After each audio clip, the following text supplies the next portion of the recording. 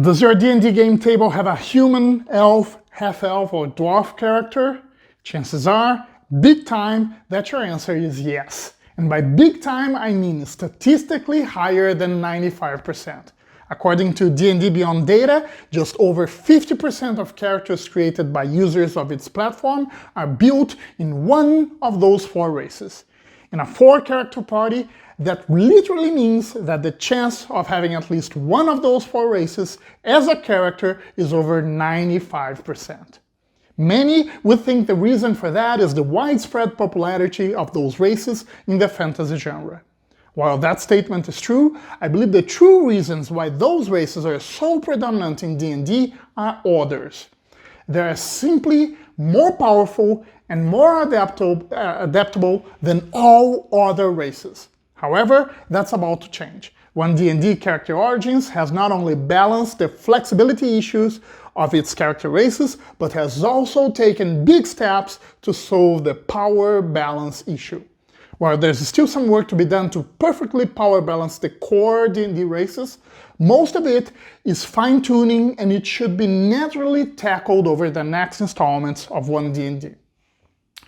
By flexibility, I mean how many strong character classes I could easily fit into a given race, and the ability score increase bonus is key for that, as ability scores have an influence in almost everything I could do with a class. The more classes a given race allows for strong builds, the most popular a race tends to be. Humans and half-elves are overwhelmingly flexible, as they allow me to allocate my ability score bonus wherever I wish. The third most flexible race are elves, as they allow a good fit with half the classes thanks to the 3 sub-races build they have. Most of the remaining races are a perfect fit only for 1 or 2 classes, and a good fit for no more than 3 or 4 of them. Another criterion to choose a race is raw power. When I look at each race at the player's handbook and consider the race traits, in other words, the rules mechanics associated to each one of them, a problem emerges. They are not balanced. Not at all. Elves, half-elves, and dwarves have the widest and more powerful range of racial traits when compared to all others. Halflings and dragonborns, on the other hand, are the least powerful ones, and not by a thin margin. They're by far the least powerful races. Right now, you might be surprised by 2 things. First, you never thought of dragonborns as a weak race. Well, think again. What's it got?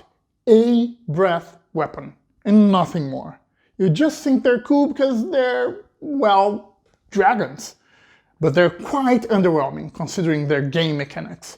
They're so underwhelming that the 3 variant Dragonborn race options in Fizban's Treasure of Dragons are much stronger.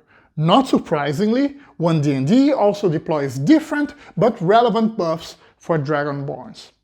You might also be thinking that humans, actually its variant build, are a powerful race. They're not.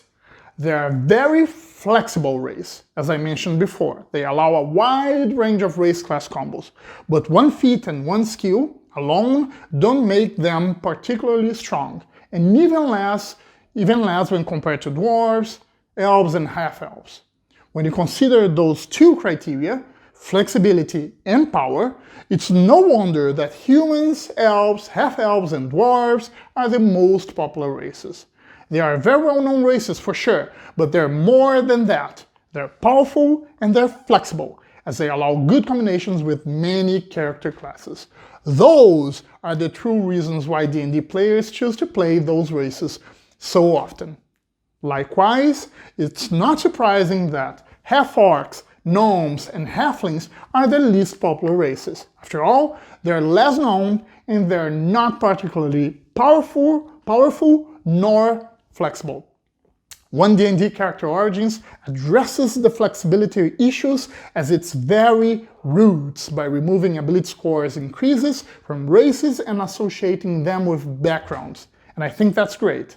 Beyond that, there were also many changes on each of the race's traits, and they helped a lot to tackle the power balance issue. In my point of view, elves and dwarves are now joined by humans, dragonborns and orcs as the most powerful races.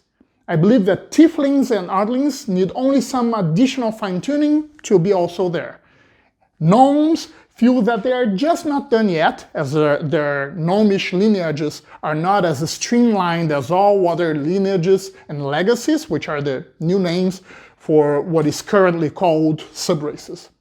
Halflings are the one big disappointment, in my opinion, as they continue to be the least powerful race, just as they were in 5e. If that's too much information for you, don't worry. In our next video, we're gonna break down each one of the new rules as designed by OneD&D.